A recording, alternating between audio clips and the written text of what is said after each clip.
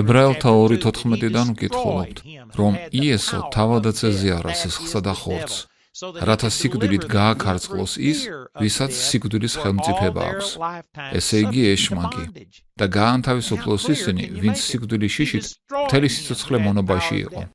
მიაქციეთ ყურადღება, რომ სატანას არ ჰქონდა ძალაუფლება. მისი ძალა იყო სიცრუეში, სიკვდილის შიშისა. ამით იმონებდა ხალხს და მკაფიოდ არის ნათქვამი, რომ სწორედ ამისაგან გაგონთავისუფლა იესო. გამართული იყო აღლუმი, ტრიუმფალური სვლა და წმინდა წერილების თანახმად, სატანა საჯაროდ იქნა ნაჩვენები როგორც აბსოლუტური ნოლი. ის არარაობად იქცა. მაგრამ პრობლემა იმაშია, რომ ქრისტეს სხეულმა სრულიად გამოტოვა ეს აღლუმი. განსაკუთრებით სულიერი ბრძოლის მასწავლებლებმა. მათ სწორად ესმით, რომ მიმდინარეობს სულიერი ბრძოლა, რომ სატანა ცოცხალია და მისი არსებობა გასათვალისწინებელია. მაგრამ ისინი მცდარი წარმოდგენების გამო სატანას დიდ ძალაუფლებასა და ავტორიტეტს ანიჭებენ. ის დაოსტატებულია სიცრუესა და ტყუილებში. და სწორედ ამას უნდა დაუპირისპირდეთ ჭეშმარიტების შეცნობით. ჩვენი ყურადღება ღმერთზე უნდა იყოს ფოკუსირებული და არა სატანაზე. ცხადია ეს ბრძოლა, მაგრამ ცხადია ისიც, რომ სულიერი ბრძოლის მასწავლებლებმა განადიდეს ეშმაკი, გამოტოვეს უფლის მიერ გამართული აღლუმი. ამიტომ მიანიჭეს სატანას უფრო მეტი ძალაუფლება, ვიდრე ის რეალურად ფლობს. რამოდენიმე მაგალითი მათი მცდარი სწავლებისა. ისინი ამტკიცებენ, რომ სანამ რომელიმე ადგილას სახარებას ეფექტურად იქადაგებდე, საჭიროა ფლობდე ეგრეთ წოდებულ სულიერ რუქას. ანუ, უნდა გაეცნო ამ რეგიონის წინა ისტორიას. უნდა იცოდე თუ რა დემონური გამოვლენები ხდებოდა წარსულში. უნდა შეისწავლო ისინი. გაიგო თუ რა სულიერი სიმაგრეებია აღმოცენებული. შემდეგ უნდა გააგზავნო შუამდგომელნი, რომლებიც ამ რეგიონში თვეებს, წლებს, ხანდახან ათეულობით წლებს გაატარებდნენ იქ, ლოცვასა და სულიერი ძალების შებოჭვაში. რის შედეგადაც ღმერთი სიტყვის ქადაგება ნაყოფიერი იქმნებოდა. მინდა გითხრათ, რომ წმინდა წერილებში არ არის არც ერთი პრეცედენტი მსგავსი მოქმედებისა. ვერსად ვერ ნახავთ რაიმე მსგავს წმინდა წერილებში. ეს სწავლება სრულიად მცდარია. მე იმას არ ვამბობ, რომ დემონური ძალები არ არსებობს.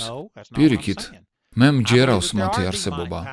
მჯერავს ისიც, რომ მათ გარკვეული იერარქია აქვთ, რომ არსებობენ გარკვეული ეშმაკისეული ძალები, სპეციალურად დანიშნული სხვადასხვა რეგიონებში.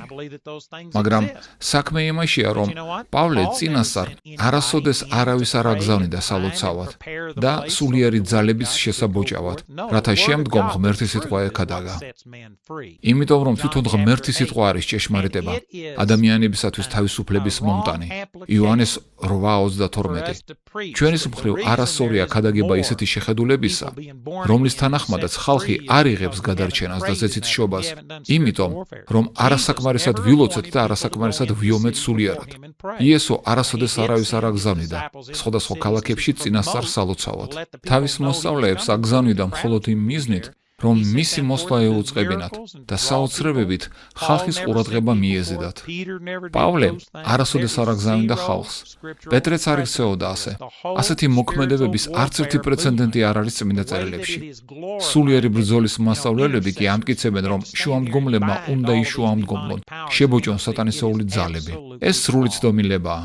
მსგავსი მოქმედებები მხოლოდ ძველ აღთქმაში შეიძლება მოიძიოთ. დაბადების მე-18 თავში ვხედავთ აბრაამის შუამდგომლობას სოდომსა და გომორაზე.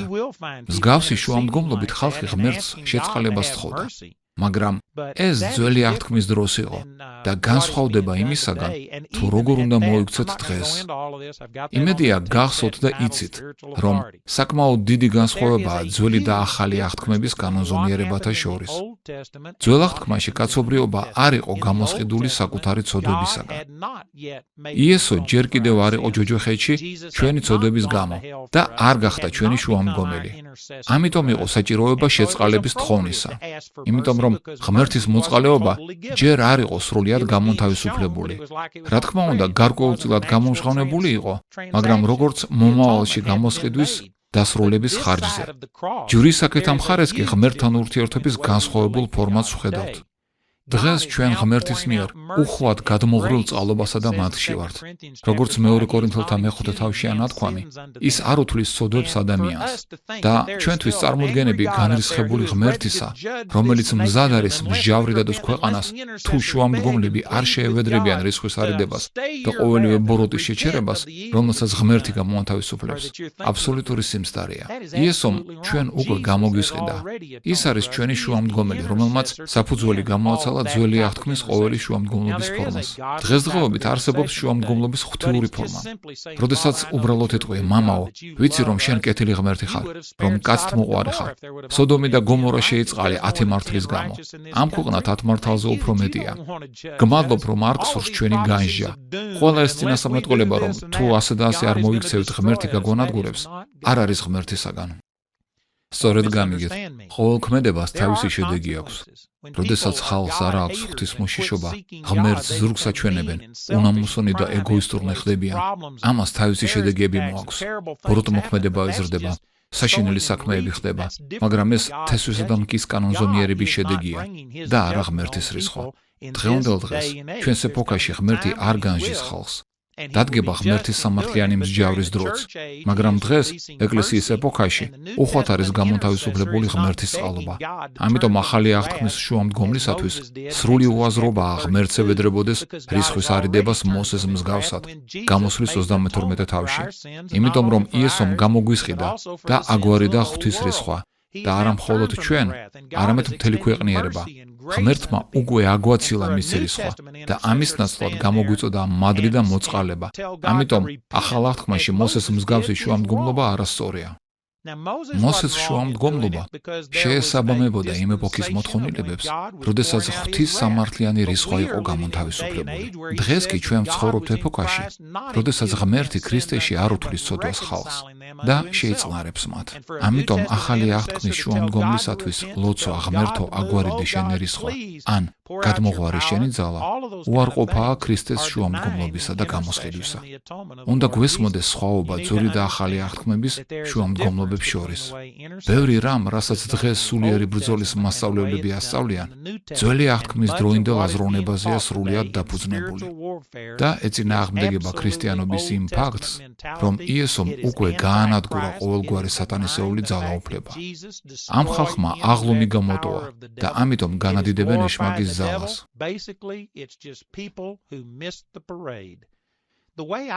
ამრიგად მე ვთვლი, რომ სულიერი ბრძოლა უნდა ხორციელდებოდეს ინდივიდუალურ დონეზე და თქვენი მოქმედება მიმართული უნდა იყოს ეშმაკის სიცრუისა და ტყუილების წინააღმდეგ. ეს ხდება უპირველეს ყოვლისა ჭეშმარიტების შეცნობით. იოანეს 8:32. შეიცნობთ ჭეშმარიტებას და ჭეშმარიტება გაგანთავისუფლებთ თქვენ. ჭეშმარიტების შეცნობა უდიდესი უკუქმედებაა სიცრუის წინააღმდეგ. სიცრუის ძალა იმაშია, რომ როდესაც გატყუებენ, შენ არ იცი რომ გატყუებენ. არ იცი რა ტყუილია და რა სიმართლე. მაგრამ როგორც კი ჩამოგეყალიბდება ჭეშმარიტება როგორც სტანდარტი, სიცრუე მაშინვე ძალას კარგავს. როდესაც ადამიანს სიკვდილით ემუქრებიან, ის შიშითა და განგაშით არის მოცული. მაგრამ თუ მუმუქარის გვამს დაანახებ და როგორც კი მიხვდება რომ საფრთხე აღარ არის, მაშინ ყოველგვარი შიშის გრძნობა გაეკარწყლება. ღმერთის სიტყვა უძლიერესი უკუქმედებაა, რომელსაც ჩვენ ვფლობთ ინდივიდუალურ დონეზე. მე უბრალოდ ვიღებ ღმერთის სიტყვას, მასზე ვფიქრობ, მიყვარს ღმერთი, მასთან ურთიერთობაში ვატარებ დროს, ურთიერთობა მაქვს ღმერთის ხალხთან. ყოველთვის ღმერთზე ვარ დაიმედებული და ეს ყოველივე უძლიერესი იარაღია სატანის წინააღმდეგ. ღმერთის ქებადიდება ასევე უძლიერესი საშუალებაა სატანის წინააღმდეგ. ის ვერ იტანს ამას და ყოველთვის გაურბის. ამიტომ ინდივიდუალურ დონეზე მე ძალიან ცოტა დროს ხარჯავ პირადად სატანის განდევნაზე. არ ვიცი, შეიძლება თვეში ერთხელ ან რამოდენიმე თვეში ერთხელ.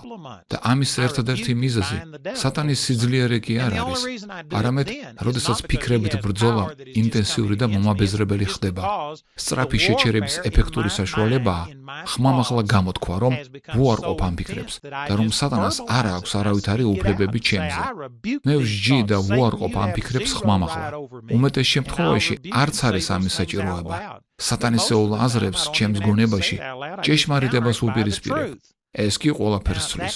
თუ თქვენ გარკვეული დროის განმავლობაში ეშმაკის წნეხის ქვეშ ხართ და ცდილობთ ეშმაკისეული გავლენიდან თავი გაიხსნათ, შესაძლებელია თქვენთვის სწორედ ესეთი მოქმედებაა საჭირო.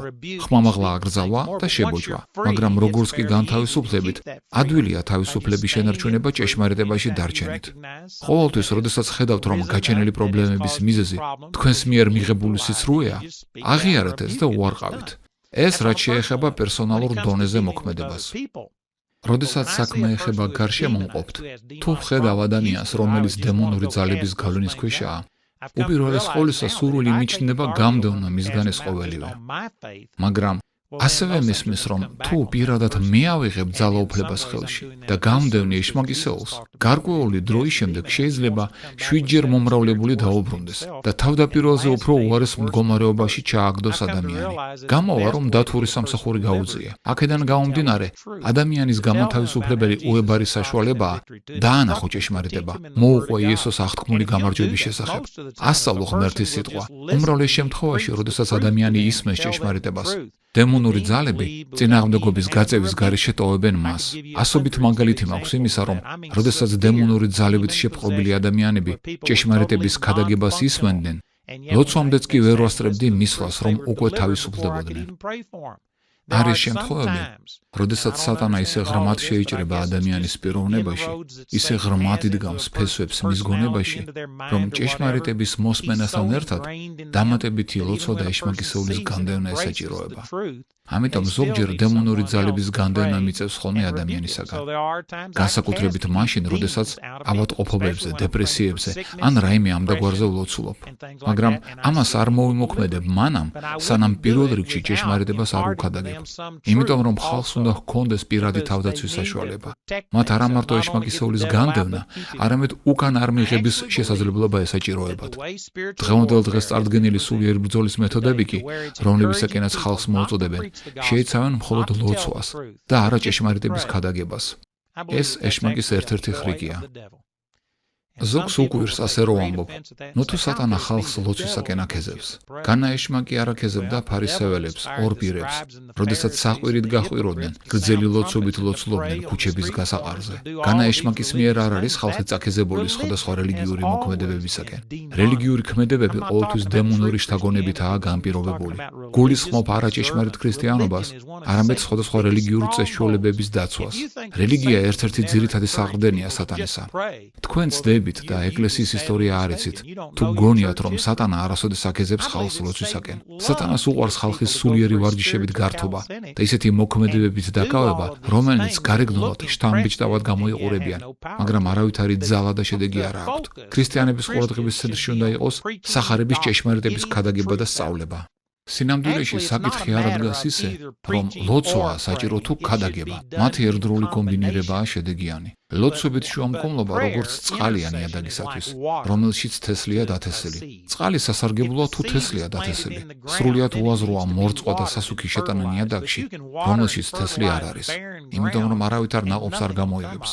ხალხის ზეცით-შობა ხდება ღმერთის სიტყვის უხრწნადი თესლის მეშვეობით და თუ ისინი მის მიღებას ეწინააღმდეგებიან, უნდა ვიქცეოდეთ პავლე მოციქულის მსგავსად, რომელიც ამბობდა: ილოცეთ ჩემზე, რომ შევძლო სიტყვის განცხადება, მისი შემართებული, გაბედული ქადაგება. ის არ ითხოვდა ილოცეთო, რომ მათი ყურები გაიხსნას, რომ შეძლონ მოსმენა, ილოცეთო, რომ სულიერი ძალები ვძლიოთ, რომ ეფესელთა არტემიდას წინააღმდეგობა დავამსხვრიოთო. ის არასოდეს არ მოუწოდებდა ხალხს ასეთი ლოცვებისაკენ. როდესაც ითხოვდა ლოცვას, ითხოვდა პირადად მასზე ლოცვას, რათა შეეძლო ღმერთის მიერ ბოძებული ჭეშმარიტების ძალაუფლებით განცხადება და მათი დამადასტურებელი საოცრებების გამომჟღავნება. ასე რომ, შუამდგომლობითი ლოცვა მნიშვნელოვანია სახარების გასავრცელებლად, მაგრამ არა იმ სახით, რომელთაც დღეს წარმოგვეჩინება. შუამდგომლობითი ლოცვით შეიცვალა ჭეშმარიტების ქადაგება და ეს სრულიად არასწორია. რა თქმა უნდა, სატანა მოწინააღმდეგეა. რა თქმა უნდა, ღმერთმა ყოველივე დაასრულა და გადმოგვცა სულიერ სამყაროში. მაშინ, სად და როგორ ვეწევით სულიერ ბრძოლას? მიმდინარეობს თუ არა ეს ბრძოლა გეოგრაფიულად ზეცაში?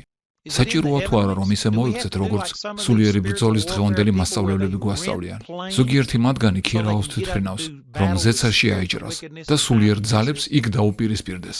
იქნებ საჭიროა მაღლობებზე ასვლა, იქნებ საჭიროა სხვადასხვა ქვეყნებში სულიერი მებრძოლების გაგზავნა საბრძოლველად. იცით, დემონურ ძალებს რეალურად ისეთი ძალაც რომ ჰქონდეთ, როგორც დღეს გვიხატავენ, მაინც არ იქნება საჭირო თვითმფრინავით ზეცაში შეაფრენა მათთან დასაახლოვებლად. ისეთ შთაბეჭდილებას გვიტოვებენ, რომ ლოცვები გარკვეულ გეოგრაფიულ მანძილზე მოქმედებენ და მეც ვეღარ აღწევენ. ამიტომ საჭიროა ხალხის გაგზავნა პირდაპირ იმ ქვეყნებში, სადაც შედეგის მიღწევას ვცდილობთ. მსგავსი შუამდგომლობების აუცილებლობა რომ შექმნილიყო, ლოცვა იმდენად ეფექტურია, რომ მიზნის მისაღწევად საკმარისი იქნებოდა გელოცვათ იქ, სადაც ხართ. მაგრამ ასეთი აუცილებლობა არ არის. პავლე მოციქული არ იქცეოდა ასე.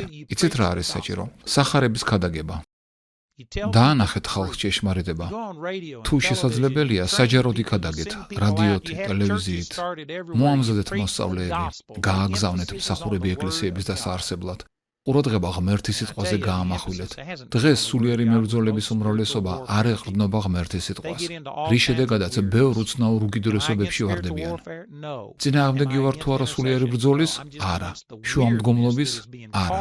წინააღმდეგი ვარ იმ უცნაურობების თავს რომ გვახვევენ დღეს. ქრისტეს სხეულს ესაჭიროება სწავლების გადამოწმება. სატანა მხოლოდ იმიტომ არის გასათვალისწინებელი ფაქტორი, რომ ეძებს იმას, ვისი მოტყუებაც შთანთქმად შეუძლია. იმიტომ რომ დღეს ძალიან ბევრი მოტყუებული ანიჭებს მას ძალაუფლებას და ავრცელებს მის სწავლებას. თუ ჩვენ ჭეშმარიტებას შევეცნობთ, ჭეშმარიტებას ვიქადაგებთ, სატანა არარაობად გადაიქცევა. მაგრამ იმდენი რამ არის დღეს მცდარად წარმოდგენილი, არა მხოლოდ ქვეყანაში, არამედ ქრისტეს სხეულშიც, რომ სანამ უფალთან არ დავბრუნდებით, სულიერ ბრძოლაში მოგვიწევს მონაწილეობა. სატანის სიცრუისა და ტყუილების წინააღმდეგ. საკუთარი გონებისა და აზროვნების განახლება მოგვიწევს. არ ამგონია ვინმეს დაესრულებინოს ეს პროცესი ბოლომდე. რა თქმა უნდა არის ის, რასაც ვერძვით. სულიერი ბრძოლა რეალურია, მაგრამ კიდევ ერთხელ არა იმიტომ, რომ სატანა ფლობს არაჩვეულებრივ ძალას, არამედ იმიტომ, რომ ძალიან ბევრია შეცდომაში შეყვანილი და ამის გამოსასწორებელი უკუქმედება, შუამდგომლობა, დემონური ძალების შებოჭვა და ათასობით ხალხის ასეთ ლოცვებში ჩართვა კი არ არის, არამედ ჭეშმარიტების განცხადება, რომელიც თავისუფლებას მოუტანს მათ. მინდა გითხრათ, რომ ღმერთი სრულ სიმშვიდეშია. სულიერი აღორძინება ხალხთა ცხოვრებას ცვლის. ბევრი ღმერთის ზებნას იწყებს. გრძნობი არ ეხდება ღმერთის ნებისა. ღვთის მიზნების მისაღწევად საჭირო ძალა უკვე გამოთავისუფლებულია იესო ქრისტეში. და ეს ძალა ყოველთვის ჩვენთანაა. უბრალოდ ხალხს არ ესმის ეს. არ არის საჭირო ღმერთის ხვეწნა მუდარა გამოღვიძებისათვის. საკმარისია ირწმუნოთ ის, რომ მან ყოველივე უკვე დაასრულა. და თუ ამ რწმენით საოცრებებს მოახდენთ, გვდრებს აღადგენთ, მაშინ გარანტიას გაძლევთ, რომ იმდენი გამოღვიძება გექნებათ, რამდენსაც დაიტევთ. მე გამოღვიძების მომხრე ვარ, მაგრამ მჯერავს, რომ ეს მოხდება მაშინ, როდესაც ხალხი ღმერთს დაემორჩილება და არა მაშინ, როდესაც ამახინჯებენ ღმერთის სიტყვას, როდესაც ხალხი შუამავლობისა და სულიერი ბრძოლის საშუალებით ცდილობს აიძულოს ღმერთი გამოღვიძება მისცეს. იმდენად დამახინჯებულია სულიერი ბრძოლის წარმოდგენები ქრისტეს სხეულში, რომ ბევრი უარყოფს ჩემს ნათქვამს, როგორც მარტოხელა ხმას. მაგრამ ჩემი ხმა მარტოხელა არ არის. უკვე არიან სხვებიც, რომელნიც იგივეს ქადაგებენ. მე კი მოგიწოდებთ ღმერთის სიტყვა მიიღოთ, უფლის გამოსყიდვას უმზიროთ და მოციქულთა წიგნის მაგალითებს მიბაძოთ. და თქვენ ვერ ნახავთ სულიერი ბრძოლის იმ ფორმას, რომელიც დღეს იქადაგება და ისწავლება. სატანა მოწინააღმდეგია, მაგრამ არა ისეთი, როგორიც აღწერა იმ ხალხმა, რომელთაც აღლუმი გამოტოვეს. მოგიწოდებთ, რომ ირწმუნოთ ღმერთის სიტყვა, მოძებნოთ ის ტრიუმფალური სვლა, დაინახოთ სატანა დამარცხებული, გაშიშვლებული. და როდესაც მას ასეთ მდგომარეობაში დაინახავთ, მეტი არასოდეს გექნებათ მისი შიში, არასოდეს იქნებით განგაშში, როგორც ადრე, თავისუფალნი გახდებით და შეძლებთ სხვანი გაანთავისუფლოთ.